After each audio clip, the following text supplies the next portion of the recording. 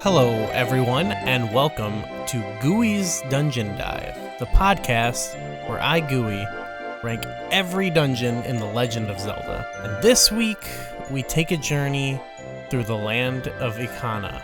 Ikana was once the home of a powerful kingdom, stained with a history of darkness, drenched in blood. The region now is mostly only home to troubled and regretful spirits. There's Captain Kita, who once controlled an army that defended the kingdom. Many of his men remain loyal to him, even in death. We meet the shrouded Garo ninjas, sworn enemies who used to spy on Ikana, who now haunt the land. We also meet the Composer brothers, once servants to the Ikana royalty. The brother Sharp turned on his own brother Flat, and brought about his own curse upon Ikana River. When he's finally freed from his own curse, he tells us of the curse upon the entire region and how we can gain entrance to Ikana Castle, our ultimate destination for this episode. Ikana Castle's front gates are shut off from us, so the only way to it is through a secret entrance beneath the well in this area. Unfortunately, the well is crawling with Gibdos. To gain entrance, we have to help a girl named Pamela save her father, who is a ghost researcher in the area. He seems to be turning into Gibdo, perhaps after some sort of confrontation with them. There's some Gibdos encircling their home, and healing his soul with the Song of Healing gives us the Gibdo mask, allowing us to blend in and speak to the Gibdos beneath the well. And beneath the well, it's sort of a mini dungeon on its own. I said earlier I wasn't going to include it because I thought it was both so minor and I always remembered it being such a bad area, but upon replaying it, I actually had a lot of fun with it. So that being said, I'm sort of thinking of just lopping it on as like the lead up to Ikana Castle, since they're basically connected, similar to like Hyrule Castle and the sewers in A Link to the Past. But for those following along at home, you can choose to rank them however you like. Some people hate this part of the game, but love the ancient castle of Ikana. So do whatever you like. If you want to separate them, it's fine. If you want to include them, if you don't want to include them at all, do whatever you want. I'm looking at this as sort of a precursor, sort of a segment of the castle, but also kind of its own thing. Whatever. It doesn't matter. Anyway, I liked this area this time around. It's this giant, maze that has some minor obstacles and enemies to take on. Nothing crazy, but the big feature of it all has these doors that are blocked by different Gibdos, and each of them has some sort of item that they're requesting as a sort of trade for entry through the door. It's usually kind of delivered as like a minor riddle, but they're pretty easy to figure out. And I used to have beef with this area because I always thought you kind of had to prepare and bring a lot of items down into the well and make sure you had everything, or else you got to leave and come back. But other than the 2 items you need to give to the first Gibdos you see, everything else is available down below. And I actually kind of liked this element now. Once you get past the beginning part, which it's not that big of a deal to collect those 2 items, fairly easy. Everything else, it becomes like a little puzzle, a cute little treasure hunt almost, where you gotta find one thing in one room and bring it to the other. And I actually kind of thought it was kind of neat. I had fun encountering areas that I hadn't gone to in a long time. There's some neat puzzles, I think, too. At least I thought so. There was like one Gibdo who requests some hot spring water, but another Gibdo who just requests regular spring water. And let me know if I'm wrong, but I didn't find any regular spring water down there. So instead I took the hot spring water and like let it cool as I went and checked out some other areas, and then brought it back to him as regular spring water. And I thought that was pretty neat. Otherwise, like I said, kind of minor challenges and enemies. There's some extra optional areas that can be found that give like more rupees, and there's a fairy fountain down there. And there's even a mini boss of sorts in the form of a big Poe. It's sort of a standard fight with a Poe, but I do like the fact that you have to also bottle the Poe after defeating it, and it becomes another item essentially that must be traded to the Gibdos. There's even a dungeon item of sorts, which is the mirror shield, and there's a little small minor puzzle that acts as a nice lean in to the actual mini dungeon here, and even, you know, going into the next proper dungeon. But we're here today to talk about the ancient castle of Ikana. And again, this is another cool setting. The name says it all. We got a castle, and it's ancient. It's so ancient, and even cursed so that it seems to be plagued by the dead like everywhere else. Not just the dead, but they've gone totally evil. Though depending on the mask we have on, the evil creatures I mentioned may just like to cut a rug. The song that plays, it's a pretty solid jam. It's got this marching militaristic feel. You know, kind of similar to the Pirate's Fortress, but there's also some of these ghostly vocals accompanying it. Basically hitting the nail on the head here for ancient, haunted, castle military vibe. Navigationally, the dungeon is fairly simple. It is a mini dungeon after all, but within the dungeon itself, it's got a nice sense of progression that mixes with some fairly novel light-based puzzles. Inside the castle, there's initially only 2 available paths, but there is a third one that's immediately blocked off by a light block. In one of the paths, there's also a light block immediately preventing progression in the next room. So it's got a little sense of non-linearity, but really, there's only one true path that can be taken. This gives us a couple rooms with like puzzles and obstacles, but it eventually leads up to the top of the castle, which does have a little heart piece that can be collected there, so that's kind of nice. The main goal here is to hit a switch that moves a block that reveals a hole in the roof. Now this, you know, requires a little bit of situational navigational awareness to realize there's not many places to go, but we have to go back to that other path that we could not progress down before. You know, going back into the room above the hole, we see that there is now light coming into the room, and we can use the light and the mirror shield to get rid of the block and progress down this path. This then leads to another area on the roof where a hole can be blown in it using the powder keg. It's kind of annoying if you don't have a powder keg here, but I think the game gives you more than a few heads up and hints about it beforehand. And backtracking back to the castle is easy now that we have a mirror shield, and we can just open up the sun block that's blocking the front gates.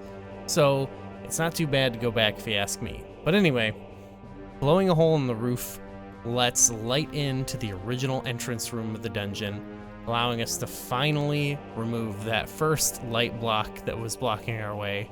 And that leads to the final portion of the dungeon. So as I said, it's fairly straightforward, but it's still a nice little mini navigational challenge here in the dungeon. Nice thematics with the light puzzle, but before we get to the final portion and the boss, we gotta talk about Wizrobe. This guy is back in action, and I don't know why he's here. It's kind of lame, but this guy, he goes down pretty easy without too much of a fight, so I can't complain too much, but I think he's starting to push it a little bit. Hopefully he's done. Hopefully he's done. I don't know if I could take seeing this guy again. On to the final boss of this mini dungeon. We encounter the king, Igos du Ikana. At first, we got to fight 2 of his henchmen, though, and in a very thematically strong connection to the rest of the dungeon. There's a pretty cool cutscene where the light shining into the room is covered before battle.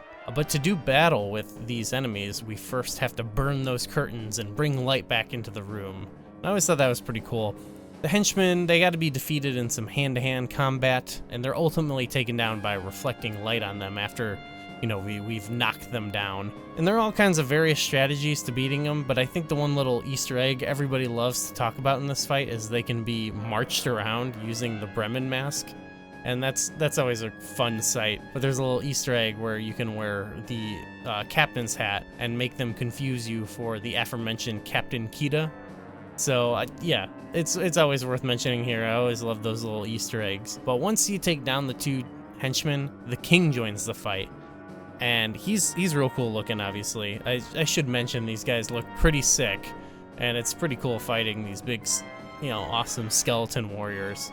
But his fight is very similar to the previous phase, but he has a little bit more of tricks up his sleeve. He can breathe some like purple type flames at us, and he also can like pull off his head and send it flying towards us, and we gotta evade it. All in all, the fight isn't too difficult, but it feels very cool.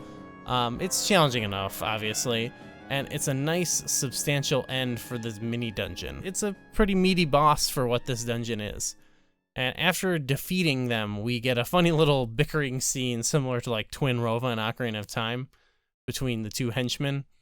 It's pretty fun. But the king himself thanks us for helping shine light upon them and freeing them from a curse that held them in its grasp. And he tells us the source of all the curses in the land are coming from the Stone Tower Temple, and we gotta bring an end to it by bringing light to the land. He teaches us the notes to the Elegy of Emptiness, a song that allows us to leave behind an empty shell of our current form, which is needed to reach the Stone Tower Temple, which we'll be talking about in the next episode. But first, we have to rank this mini dungeon, and I think it's great. I think it's really cool. Even without the well part, which I liked as kind of a neat lead up, even if you want to throw that out, I think this might be the coolest mini dungeon we've had so far. Yeah, I'll say it. I think it's got some pretty simple navigation, It's only a few rooms, but I think overall it's the journey and the little navigational puzzles and the situational awareness. I think it goes to show Majora's Mask style a little bit more, even in a mini dungeon. It gives us that sort of, I don't know, I don't want to say non-linear because you can't really do much, but I like that idea that you can go to the room that you're gonna eventually have the light shining in, and both of them, and see it beforehand, and then the light is revealed, and you have to remember, like, let's go back there. Just like the previous two dungeons, where it's like we've seen the area and gone through the areas that we can affect, and then we affect them, and then we have to like realize how it all fits together. We have to realize how the pumps work in Great Bay, or we have to realize how, we've affected that room by raising the tower or knocking out parts of the tower. I don't know. This has got that, but in a mini form. The setting's cool, the music's cool, the boss is awesome, I think, and this has that, it also provides that kind of lore, like each of these sections has that kind of like lore similar to like Kakariko Village and Ocarina of Time, where you're like, oh, what happened here? Like, what's the history of Ikana and like the Garrow and what happened, and like, yeah, there are these lingering spirits here, but like, were they turned evil then by Stone Tower? Like, what's going on, So I think it's really cool. I think it's probably it's got to be the best mini dungeon, I think, that we've encountered so far. So right away, looking at the list, it's going above bottom of the well. Here it's kind of hard to go from. Like, Snake and Lizard are pretty substantial dungeons. So it's kind of hard to go. I'll probably go above them. I just still think this does a lot. It does a lot with the setting and the boss and those little puzzles. And I'll give it the bump up against those, but then it's in this range, kind of these simpler 3D dungeons, and also Bottle Grotto and Eastern Palace, where I feel like it's got to land somewhere here. Is it better than Dodongo's Cavern? That's great, because I feel like, that's what makes it tough, is I think the boss and the setting and everything is actually way cooler here. It's so much smaller, but I do think the little navigation, the little puzzles, little encounters, I do like those better. I don't like Wizrobe better. That's kind of annoying, but you know what? I'll bump it above Dodongo. I kind of like doing that. I like that. For me, it's I can give it that. Ooh, Bottle Grotto. Bottle Grotto, very straightforward, I think, still. But that has some cool, like, has a little bit of, like, you could go back and forth and stuff like that. The bottle lifting, not that exciting. Kind of a unique boss, and the mini boss is cool. I think we're somewhere in the range for it. Yeah, I think I can go above. I can go above that. Can it go above Eastern Palace? Eastern Palace, very straightforward, very tutorial. Simple. Yeah, I'll put it above that. Now inside Jabu Jabu's belly, could have been better. Could have been better than it was. Obviously, some of these there's a little bit more square footage, I think. Boss and Jabu Jabu's, it's alright. It's got a mini boss that's better than Wizrobe. Yeah, I'll give it up. I'll put it above that. Yeah, why not? Give it up above Jabu Jabu.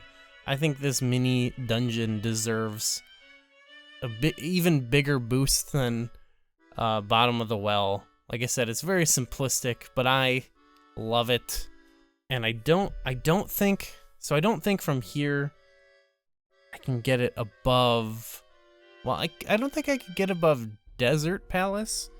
But the question is Woodfall Temple. Woodfall Temple is again, it's a longer series of challenges. There's a little bit more navigation. But I think the big standout thing with that is like lighting that torch. I think I like these little bits of like going to the light areas a little bit better, but yeah, I think I'll stop just short of Woodfall Temple. Though I feel like it's a tie almost. I don't know. But yeah, I think I'll stop there. I think I've probably pushed it a lot further than a lot of people will go. I think getting it above some of the Ocarina of Time full dungeons will certainly get some disagreement. But I think it's more, for me in this case, it's more about quality, not quantity. Those definitely have a lot more rooms and feel a lot bigger. But I think this dungeon packs actually a big punch in mini dungeon form. Yeah, I love it. So that's where it's gonna be. That's where it's gonna stay. We got 2 more episodes left. We've got a proper dungeon and then a wrap up in the moon. Not sure really how that's gonna work on this list, but we'll put the moon on there and see how it goes. So thanks for following along this season, and I will see you next week.